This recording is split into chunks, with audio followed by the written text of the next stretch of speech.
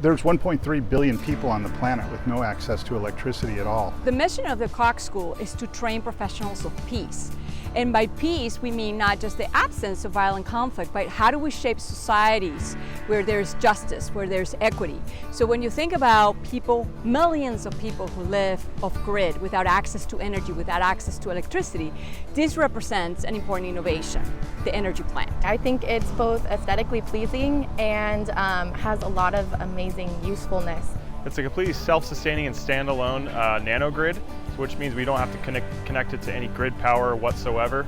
The solar component, which you can see on top of the leaves there, and then the wind turbine on top are the only power sources, and it keeps it completely ready to go for any of your charging needs or lighting, that kind of thing. By having this type of device in our front yard, basically, at the Koch School, students engage with it. Students learn. Students imagine new possibilities. And they also figured out not just how to build a new thing, but what needs to be done to get it to the people who need it the most. Students will be able to benefit from. They'll be able to charge their phones, their laptops, sit in the shade, and also be prideful of the fact that their campus is doing so much to become a clean energy campus.